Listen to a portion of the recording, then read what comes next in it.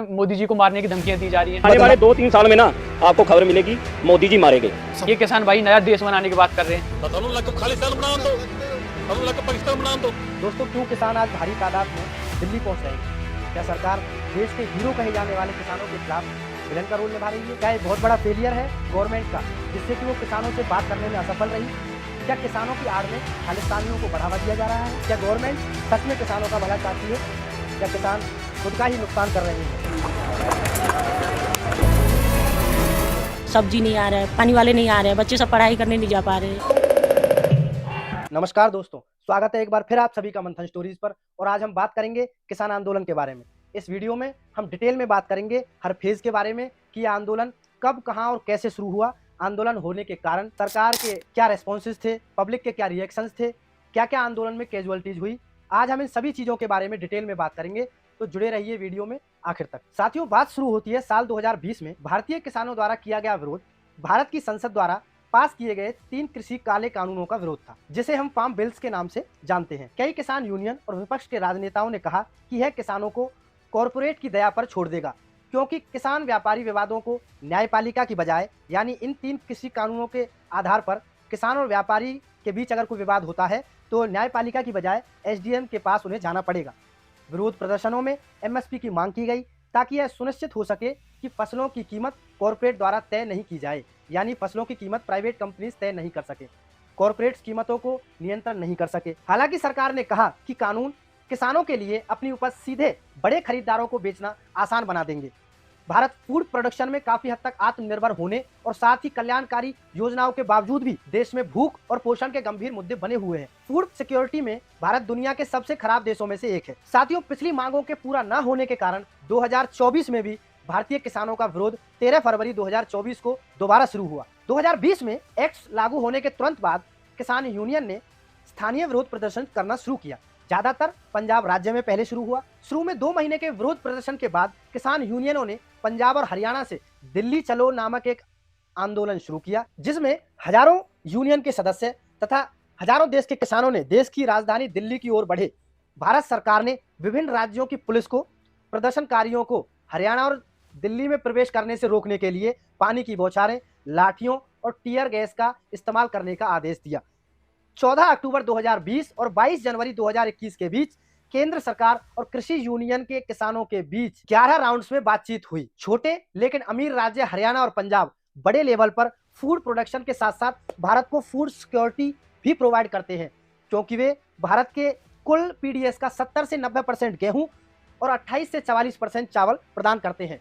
जबकि किसान यूनियनों का एक वर्ग इस चीज का विरोध कर रहा था। भारत सरकार ने दावा किया कि कुछ यूनियनें कृषि कानूनों के समर्थन में भी आई हैं। इसके बावजूद किसानों ने कहा कि अगर उन्हें पीछे हटने के लिए कहा गया तो वे अदालतों की बात नहीं सुनेंगे और कृषि कानूनों के इम्प्लीमेंटेशन पर रोक लगाना कोई समाधान की बात नहीं है। यानी किसान सीधे तौर पर कानून रोकने के साथ साथ और भी कुछ अपनी मांगे मंगवाना चाहते थे। इसके बाद किसानों ने सीमाओं पर डेरे डालने शुरू किए और हाईवेज पर रहने और अपने खाने का पूरा बंदोबस्त किया, जिससे इंटरस्टेट की आवाजाही बंद हो गई, जब तक कि सरकार ने 1 साल बाद ये कृषि कानूनों को रद्द नहीं कर दिया था। भारत के सर्वोच्च न्यायालय ने जनवरी 2021 में कृषि कानूनों के इम्प्लीमेंटेशन पर रोक लगा दी। किसान नेताओं ने इस आदेश का बहुत खुशी से स्वागत किया। सुप्रीम कोर्ट द्वारा नियुक्त समिति ने 19 मार्च 2021 को अदालत के समक्ष अपनी गोपनीय रिपोर्ट प्रस्तुत की। 6 राज्यों की सरकारें यानी केरल, पंजाब, छत्तीसगढ़, राजस्थान, दिल्ली और पश्चिम बंगाल ने फार्मर्स बिल के खिलाफ प्रस्ताव पारित किया। विरोध प्रदर्शनों की अक्सर भारत सरकार द्वारा एक विदेशी साजिश होने के रूप में आलोचना की गई थी। यानी कि भारत की सरकार जब से विरोध प्रदर्शन शुरू हुआ था, ये कहती थी कि इस आंदोलन के पीछे कुछ विदेशी ताकतें हैं। सुप्रीम कोर्ट को दिए गए एक बयान में सरकार ने कहा कि विरोध प्रदर्शनों में खालिस्तानियों की घुसपैठ हो गई है। 26 जनवरी 2021 को भारत के गणतंत्र दिवस पर हजारों किसानों ने ट्रैक्टरों के एक बड़े काफिले के साथ किसान परेड की और दिल्ली में प्रवेश किया। प्रदर्शनकारी दिल्ली पुलिस द्वारा बताए गए मार्गों से भटक गए, जिसके परिणाम स्वरूप हिंसा और पुलिस के साथ झड़प हुई। इस घटना के बाद किसानों ने बताया था कि एक दिन पहले जो रूट हमें प्रोवाइड किए गए थे, अगले दिन जिन रूटों से हमें दिल्ली की ओर जाना था, यानी कि हम अपना मार्च शांति से करना चाहते थे, उन रूटों पर पुलिस द्वारा बैरिकेडिंग की हुई थी। बाद में प्रदर्शनकारी लाल किले पर पहुंच गए और लाल किले की चोटी पर कुछ धार्मिक झंडे लगा दिए गए। यानी कि ऐसा बताया जा रहा था कि जो झंडे वहां पर लगाए गए थे वो खालिस्तानियों से प्रेरित थे। 19 नवंबर 2021 को केंद्र सरकार ने बिल्स को रद्द करने का निर्णय लिया और संसद के दोनों सदनों ने 19 नवंबर 2021 को इस पर अपनी सहमति भी जताई। बिल्स को रद्द करने की घोषणा के बाद किसान यूनियनों ने एमएसपी की मांग जारी रखी, जो सरकार को 2022 तक किसानों की आय दोगुनी करने के लक्ष्य की याद दिलाती है। साथियों, गेहूं और चावल सहित फूड प्रोडक्शन में भारत आत्मनिर्भर है और इसके साथ साथ फल, सब्जियां, दूध आदि की भी भारत में बहुत अच्छी खासी उपज है। फिर भी इसके बावजूद देश में पोषण और भूख की एक गंभीर चुनौती बनी हुई है। 2021 में ग्लोबल हंगर इंडेक्स के हिसाब से भारत 116 देशों में से 101वें स्थान पर आता है, जो कि भारत के लिए बहुत ज्यादा शर्म की बात है। भारत में कृषि जनगणना जो आखिरी बार 2014 में हुई थी, तो उस सेंसस में ये पाया गया कि भारत में किसानों के पास एक छोटी भूमि है, जिसका एक कारण यह भी है कि वह अपनी जरूरतों को पूरा करने में सक्षम नहीं है। अन्य संबंधित मुद्दों में भारत में अर्थव्यवस्था की स्थिति शामिल है। साथियों, बात करेंगे वो कौन से 3 कानून थे जो इस फसाद की जड़ थे। साथियों, 2017 में केंद्र सरकार ने मॉडल फार्मिंग एक्ट जारी किए। हालांकि एक टाइम के बाद यह पाया गया कि उन एक्ट्स में जो सुधार करने को कहा गया था उसे कई राज्यों द्वारा लागू नहीं किया गया था। इम्प्लीमेंटेशन पर चर्चा के लिए जुलाई 2019 में 7 मुख्यमंत्रियों की एक समिति गठित की गई थी। भारत की केंद्र सरकार ने जून 2020 के पहले सप्ताह में 3 अध्यादेश और आप कह सकते हैं कि टेम्पररी लॉज जारी किए, जो एग्रीकल्चर प्रोडक्शन, उनकी सेल, एग्रीकल्चर मार्केटिंग और कॉन्ट्रैक्ट फार्मिंग सुधारों से संबंधित थे। इन अध्यादेशों को बिल्स के रूप में पेश किया गया और 15 और 18 सितंबर 2020 को लोकसभा द्वारा पास किया गया। बाद में 20 और 22 सितंबर को तीनों बिल्स को राज्यसभा द्वारा पास कर दिया गया। भारत के राष्ट्रपति ने 28 सितंबर को बिल्स पर हस्ताक्षर करके अपनी सहमति दी। इसी प्रकार वो बिल सब एक्ट्स में परिवर्तित हो गए थे। साथियों, पहला एक्ट था farmers produce trade and commerce promotion and facilitation. राज्य सरकारों को बाहरी व्यापार क्षेत्र में किसानों की उपज के व्यापार के लिए किसानों, व्यापारियों और इलेक्ट्रॉनिक ट्रेडिंग प्लेटफॉर्म पर कोई भी बाजार शुल्क, उपकर या लेवी लगाने से रोकता है। साथियों, दूसरा एक्ट था farmers empowerment and protection agreement on price assurance and farm services act. किसी भी कृषि उपज के उत्पादन या पालन से पहले किसान और खरीदार के बीच एक समझौते के माध्यम से अनुबंध खेती के लिए एक रूपरेखा तैयार करता है। यह 3 स्तरीय विवाद निपटान तंत्र प्रदान करता है: सुलह बोर्ड, उप विभागीय मजिस्ट्रेट और अपीलीय प्राधिकरण। साथियों, तीसरा और आखिरी एक्ट था एसेंशियल कमोडिटीज एक्ट। केंद्र और युद्ध या अकाल जैसी असाधारण स्थितियों के दौरान कुछ खाद्य पदार्थों को विनियमित करने की अनुमति देता है। आवश्यकता है कि कृषि उपज पर कोई भी स्टॉक सीमा मूल्य वृद्धि पर आधारित हो। साथियों, अब बात करेंगे किसान यूनियंस की क्या क्या डिमांड्स थी। शुरुआती डिमांड थी फार्मर्स लॉ को रद्द किया जाए। किसान यूनियनों का मानना था कि कानून किसानों के लिए एपीएमसी यानी मंडियों के बाहर कृषि उत्पादों की सेल और मार्केटिंग को खोल देंगे। इसके अलावा कानून अंतरराज्य व्यापार की अनुमति देंगे और कृषि प्रोडक्शन के इलेक्ट्रॉनिक्स व्यापार को बढ़ावा देंगे। किसानों को यह विश्वास हो गया कि कानून धीरे धीरे खराब हो जाएंगे और अंततः मंडी प्रणाली को समाप्त कर देंगे। इस प्रकार से किसानों को कॉरपोरेट की दया पर छोड़ दिया जाएगा। यानी उनका मानना था कि आखिर में किसान प्राइवेट कंपनीज पर निर्भर हो जाएंगे। साथियों, इसके अलावा किसानों का मानना है कि ये कानून फार्मर्स और small scale businessman, commission agent जो फाइनेंशियल लोन प्रदान करते हैं, समय पर खरीद सुनिश्चित करते हैं और उनकी फसल के लिए पर्याप्त कीमतों का वादा करते हैं, उनके साथ उनके मौजूदा रिश्तों को समाप्त कर देंगे। किसानों का मानना था कि एपीएमसी यानी एग्रीकल्चर प्रोडक्शन मार्केटिंग कमेटी मंडियों को खत्म करने से एमएसपी पर उनकी फसलों की खरीद को खत्म कर दिया जाएगा। इसलिए वो सरकार द्वारा लिखित रूप में एमएसपी की गारंटी देने की मांग कर रहे थे। और कुछ अन्य मांगे जो किसान अपने लिए मांग कर रहे थे: पहली, कृषि कानूनों को रद्द करने के लिए एक विशेष संसद सत्र बुलाएं। दूसरी, एमएसपी और फसलों की खरीद को कानूनी अधिकार बनाएं। तीसरा, आश्वासन दें कि पुराने टाइम से चली आ रही खरीद प्रणाली बनी रहेगी। चौथा, स्वामीनाथन पैनल की रिपोर्ट लागू करें और एमएसपी को उत्पादन की लागत से कम 50% अधिक रखें। पांचवा, कृषि उपयोग के लिए डीजल की कीमतों में 50% की कटौती की जाए। एनसीआर में एयर क्वालिटी मैनेजमेंट पर आयोग और उससे जुड़े ऑर्डिनेंस को रद्द करना और पराली जलाने पर सजा और दुर्घटना हटाना। सातवां, पंजाब में धान और गेहूं की पराली जलाने के आरोप में गिरफ्तार किसानों की रिहाई। आठवां, इलेक्ट्रिसिटी ऑर्डिनेंस 2020 को समाप्त करना। नौवां, केंद्र को राज्य के विषयों में दखल नहीं देना चाहिए। 10वां, किसान नेताओं के खिलाफ सभी मामले वापस लिए जाएं और रिहा किए जाएं। 21 जनवरी 2021 को सरकार ने कृषि कानूनों पर 18 महीने तक रोक लगाने का ऑफर दिया। किसानों ने इस ऑफर को एक्सेप्ट करने से साफ इनकार कर दिया और इन कृषि कानूनों को रद्द करने की मांग की। मिनिमम सपोर्ट प्राइस यानी एमएसपी नवंबर 2021 में कृषि कानूनों को रद्द करने की घोषणा के बाद एमएसपी की गारंटी की मांग नए सिरे से उठी। किसानों ने पूरे विरोध प्रदर्शन के दौरान यह दूसरी प्रमुख मांग थी, यानी एमएसपी की जो मांग थी पूरे विरोध प्रदर्शन के दौरान यह किसानों की दूसरी प्रमुख मांग थी। 2016 में फाइनेंस मंत्री ने कहा था कि हमें फूड सिक्योरिटी से परे सोचने और अपने किसानों को इनकम सिक्योरिटी देने की जरूरत है। साथियों, बात करेंगे दंगों के बारे में जो किसान आंदोलन के दौरान भड़के थे। साथियों, बात है साल 2020 की। पंजाब में अगस्त 2020 में छोटे पैमाने पर विरोध प्रदर्शन शुरू हो गए थे जब फार्म बिल्स सार्वजनिक किए गए थे। 25 सितंबर 2020 को पूरे भारत में कृषि संघों ने देश भर में भारत बंद का आह्वान किया। साथियों, सबसे ज्यादा विरोध प्रदर्शन पंजाब, हरियाणा और पश्चिमी उत्तर प्रदेश में हुए, लेकिन उत्तर प्रदेश, कर्नाटक, तमिलनाडु, उड़ीसा, केरल और अन्य राज्यों में भी प्रदर्शन की सूचना मिली। अक्टूबर से शुरू हुए विरोध प्रदर्शन के कारण पंजाब में रेलवे सेवाएं 2 महीने से अधिक समय तक निलंबित रहीं। इसके बाद विभिन्न राज्यों के किसानों ने कानूनों के विरोध में दिल्ली तक मार्च किया। किसानों ने विरोध को गलत तरीके से पेश करने के लिए राष्ट्रीय मीडिया की भी आलोचना की। 12 दिसंबर से किसानों ने हरियाणा में हाईवे टोल प्लाजा पर कब्जा कर लिया और वाहनों की फ्री में आवाजाही की अनुमति दी। अब all India motor transport Congress यानी AIMTC जैसे एक ट्रांसपोर्ट बॉडी जो लगभग 9.5 मिलियन ट्रक ड्राइवरों और 5 मिलियन बस और टैक्सी ड्राइवरों को रिप्रेजेंट करती है, उत्तरी राज्यों में फूड सप्लाई की आवाजाही रोकने की धमकी दी। उन्होंने कहा, यदि सरकार किसानों के मुद्दों को सॉल्व नहीं करती है यानी उसमें विफल रहती है तो इसे देश भर में किया जाएगा। अब 24 सितंबर 2020 को किसानों ने रेल रोको अभियान शुरू किया, जिसके बाद पंजाब से आने जाने वाली ट्रेन सेवाएं प्रभावित हुई। किसानों ने अभियान को अक्टूबर तक बढ़ा दिया। 23 अक्टूबर को कुछ किसान यूनियनों ने अभियान बंद करने का फैसला किया क्योंकि राज्यों में फर्टिलाइजर्स और अन्य सामानों की सप्लाई की कमी होने लगी। राज्य सरकारों का समर्थन पाने में विफल रहने के बाद किसानों ने दिल्ली तक मार्च करके केंद्र सरकार पर दबाव बनाने का फैसला किया। साथियों, 25 नवंबर को दिल्ली चलो अभियान के आंदोलनकारियों से शहर की सीमाओं पर पुलिस ने मुलाकात की। पुलिस ने आंदोलनकारियों को रोकने के लिए टीयर गैस और पानी की बौछारों का इस्तेमाल किया। सड़कें खोद दी गई, बैरिकेड्स और रेत के बैरियर की परातों का इस्तेमाल किया गया, जिसमें कम से कम 3 किसानों की कैजुअल्टी हुई।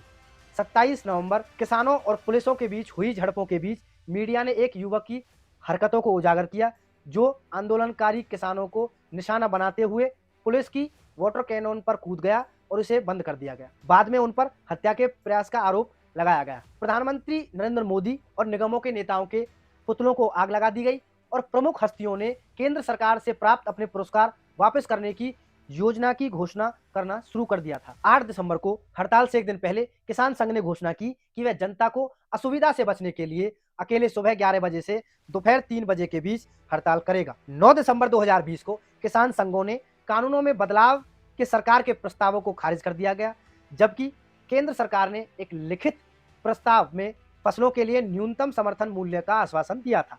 साथियों, 26 जनवरी 2021 को गणतंत्र दिवस के अवसर पर लाखों की संख्या में किसानों ने दिल्ली में विरोध प्रदर्शन किया। किसान चाहते थे कि वो शांति के साथ अपना मार्च करें, लेकिन इसके अलावा जो लोग नहीं चाहते थे कि यह आंदोलन सफल हो, उन्होंने ऐतिहासिक लाल किले पर हमला कर दिया। बॉर्डर्स और रोड्स को उस दिन ब्लॉक कर दिया गया था। साथियों, इस बढ़ते विरोध प्रदर्शन के दौरान कुंडली border, Dhansa border, Tikri border, Singhu border और कुछ अन्य बॉर्डरों की सीमाओं को प्रदर्शनकारियों द्वारा और पुलिस द्वारा रोक दिया गया था। साथियों, 19 नवंबर को आंदोलनकारियों ने घोषणा की कि वे दिल्ली में प्रवेश के 5 और बिंदुओं अर्थात गाजियाबाद, हापुड़, रोहतक, सोनीपत, जयपुर और मथुरा को भी रोक देंगे। इसके परिणाम स्वरूप पुलिस के साथ पथराव और लाठीचार्ज सहित झड़पें हुई। फरवरी 2021 की शुरुआत में किसी भी वाहन को दिल्ली में प्रवेश करने से रोकने के लिए 3 मुख्य सीमाओं टीकरी, सिंगू और गाजीपुर बॉर्डर की ओर जाने वाली सड़कों पर धातु की बैरिकेड, सीमेंट की दीवारें और लोहे की कीलें लगा दी गई। लोगों को पैदल दिल्ली में प्रवेश करने से रोकने के लिए कांटेदार बाड़ें भी लगाई गई थी।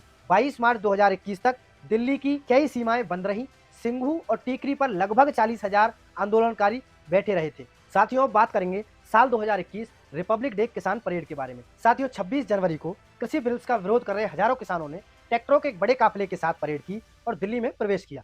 किसान ट्रैक्टरों की लंबी कतारों में घोड़ों पर सवार होकर और पैदल मार्च करते हुए चले। परेड दिल्ली के सिंघू बॉर्डर, टीकरी बॉर्डर और गाजीपुर से पुलिस द्वारा बताए गए मार्गों पर शुरू हुई। किसानों को शहर के मध्य भाग में प्रवेश करने से रोक दिया गया। जहां आधिकारिक गणतंत्र दिवस परेड हो रही थी। पुलिस के अनुमान के मुताबिक सिंगू बॉर्डर पर करीब 7,000 ट्रैक्टर जमा हो गए थे। राइटर्स ने किसान यूनियनों का हवाला देते हुए रिपोर्ट दी कि करीब 2 लाख ट्रैक्टरों ने रैली में भाग लिया था। तय समय से कुछ घंटे पहले सुबह लगभग 8 बजे किसान गाजीपुर, सिंघू और टीकरी बॉर्डर पर अलग अलग इकट्ठा होने लगे। ट्रैक्टर रैली सिंघू सीमा से शुरू हुई और उसके एक निश्चित मार्ग का पालन करने के लिए नामित किया गया था। हालांकि जैसे जैसे रैली आगे बढ़ी, यह भटक गई और अन्य मार्गों की ओर बढ़ गई और इनके भटकने का केवल एक ही कारण था, वो लोग जो आंदोलन की बजाय प्रदर्शन करना चाहते थे। उन प्रदर्शनकारियों ने आईटीओ, मेट्रो स्टेशन और सिटी सेंटर की ओर मार्च किया और बैरिकेड्स तोड़ दिए। दिल्ली पुलिस ने प्रदर्शनकारियों और किसानों को रोकने के लिए उन पर टीयर गैस छोड़ी और लाठीचार्ज किया। कई मेट्रो स्टेशन बंद कर दिए गए और पुलिस द्वारा मोबाइल इंटरनेट निलंबित कर दिया गया था। प्रदर्शनकारी दिल्ली के लाल किले में घुस गए। पुलिस और किसानों के बीच झड़प से किले के अंदर सुविधाओं को नुकसान हुआ। लगभग 394 पुलिस कर्मियों के घायल होने की सूचना मिली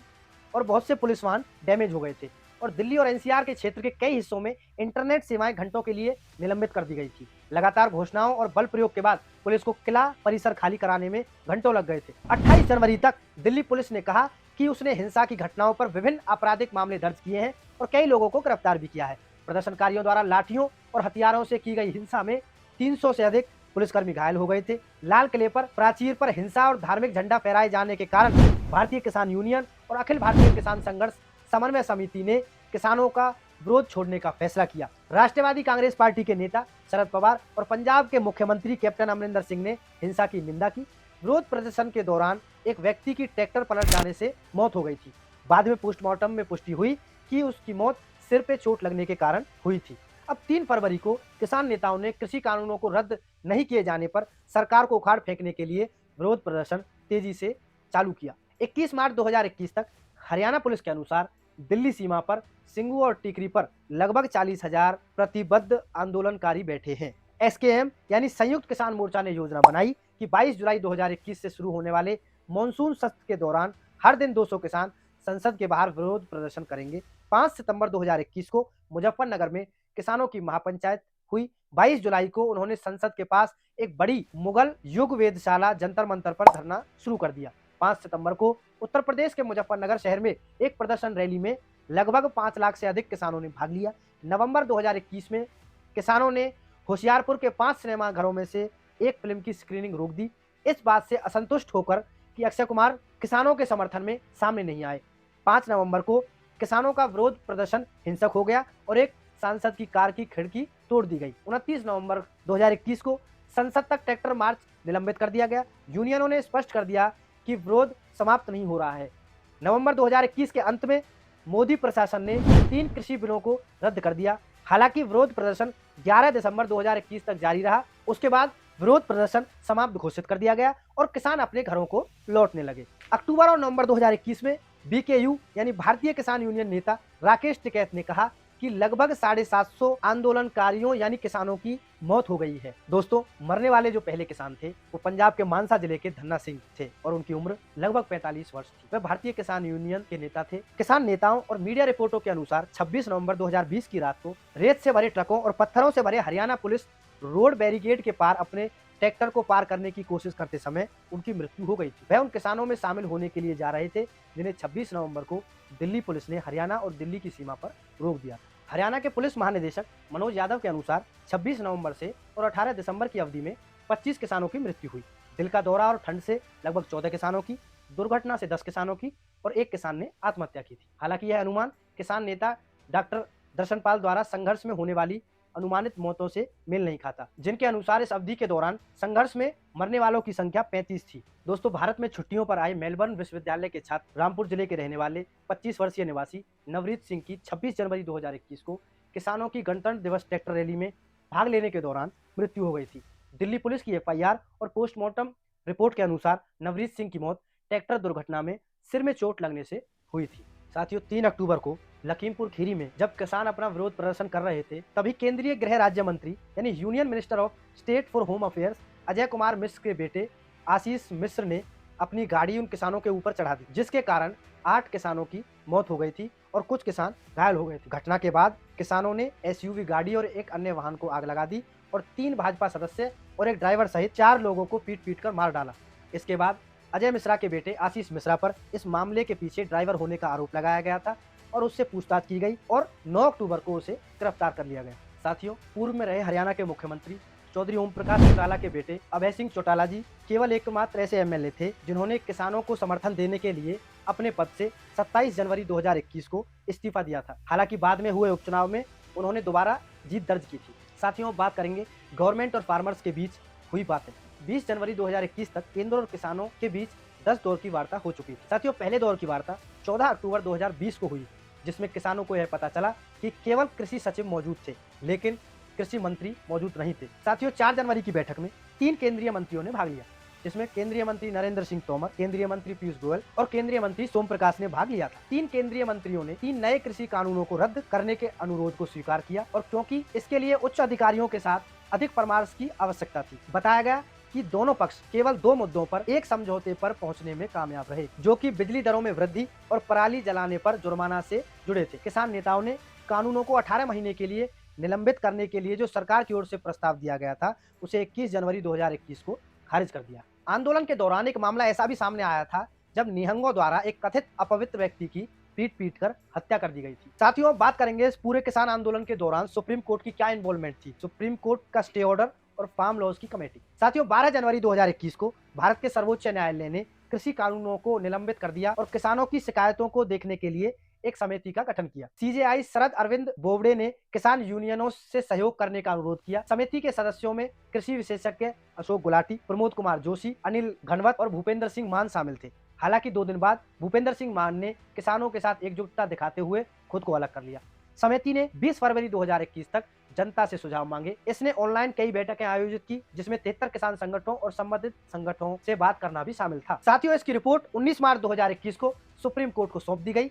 समिति के सदस्यों ने रिपोर्ट को 3 बार सार्वजनिक करने का अनुरोध किया। कानूनों को रद्द करने के बाद रिपोर्ट 21 मार्च 2022 को समिति के सदस्य अनिल घनवत द्वारा जारी की गई थी। 19 नवंबर 2021 को एक टेलीविजन संबोधन में भारत के प्रधानमंत्री नरेंद्र मोदी ने कहा कि उनकी सरकार दिसंबर में आगामी शीतकालीन सत्र के दौरान तीनों एक्ट्स को रद्द कर देगी। हमने 3 कृषि कानूनों को वापस लेने का, रिपील करने का निर्णय लिया है। और अपने बयान में उन्होंने किसानों को कानूनों के फायदे समझाने में अपनी सरकार की असमर्थता पर अफसोस जताते हुए कहा, किसानों को फायदे समझाने के कई प्रयासों के बावजूद हम असफल रहे हैं। गुरु पर्व के अवसर पर सरकार ने तीनों कृषि कानूनों को रद्द करने का फैसला किया। विशेषज्ञों और चुनाव पर्यवेक्षकों ने सुझाव दिया कि 2022 में पंजाब और उत्तर प्रदेश में आगामी राज्यसभा चुनावों का मोदी के फैसले पर प्रभाव पड़ेगा। भारतीय किसान यूनियन के राष्ट्रीय प्रवक्ता राकेश टिकैत ने कहा कि कानून रद्द होने के बाद ही विरोध प्रदर्शन बंद होगा। 29 नवंबर को भारतीय संसद के दोनों सदनों ने फार्म लॉ रिपील बिल 2021 को पास कर दिया, यानी बिल रद्द हो चुके थे। हालांकि बिल्स पर कोई आपत्ति किसी को भी नहीं थी। विपक्ष ने बिना किसी बहस के बिल पास करने पर अपनी सहमति जताई और रिपील्स बिल पर 2 दिन बाद भारत के राष्ट्रपति द्वारा हस्ताक्षर कर दिए गए। और इस तरह से किसान आंदोलन के बाद तीनों कृषि कानून सरकार ने वापस लिए और पूरे घटनाक्रम के बाद किसान अपने घर लौट गए। एमएसपी और किसानों की कुछ अन्य मांगे जो हमने इस वीडियो में आपको बताई, यही सब दोबारा से कारण बने हैं और जिसकी वजह से किसान दोबारा दिल्ली पहुंच रहे हैं। तो साथियों, अभी आपने देखा कि 2020 में 21 में कैसे किसानों ने प्रोटेस्ट किया। अभी 2024 में जो किसान प्रोटेस्ट कर रहे हैं जिसका नाम है फार्मर प्रोटेस्ट 2.0। हाँ, अभी आपने सही सुना, फार्मर प्रोटेस्ट 2.0। ये किसी मूवी का नाम नहीं है, ये प्रोटेस्ट का नाम है जो हमारे किसान भाई कर रहे हैं। 24 के किसान प्रोटेस्ट में क्या डिफरेंस है 2020 के और 21 के, उस हिसाब से देखें तो अभी 2024 में यहाँ पे देखो सीधे सीधे मोदी जी को मारने की धमकियां दी जा रही हैं। मोदी का रोड़ा बना के जावा। आने वाले 2-3 साल में ना आपको खबर मिलेगी मोदी जी मारेंगे। अभी देखो कि ये किसान भाई नया देश बनाने की बात कर रहे हैं, ये किसान प्रोटेस्ट हो रहा है।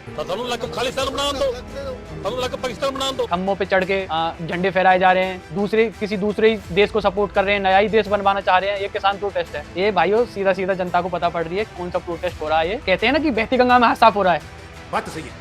ये तो कोई और ही प्रोटेस्ट हो रहा है किसानों के उसमें तो। और आप काफी समझदार हो, ये तो हमारा ओपिनियन था। कुछ चुनिंदा व्यक्तियों की वजह से जो अपनी राजनीति रोटी सेकना चाह रहे हैं, उनकी वजह से किसान भी बदनाम हो रहे हैं। नुकसान किसका हो रहा है? हमारा। फायदा कौन उठा रहे हैं? जो राजनीति रोटी सेक रहे हैं। प्रोटेस्ट को प्रोटेस्ट की तरह ही करें, ना कि जनता प्रॉपर्टी को तोड़ के पत्थरबाजी कर दी। ये कोई प्रोटेस्ट नहीं है। भारतीय गवर्नमेंट से, मोदी जी से हमारी रिक्वेस्ट है कि इस प्रोटेस्ट को यहीं पे रोक के इसका समाधान किया जाए। किसानों के हित में कुछ ऐसे निर्णय दिए जाए कि वो भी बेचारे खुश रहें। जय हिंद साथियों, जय हिंद, जय भारत, जय जवान, जय किसान।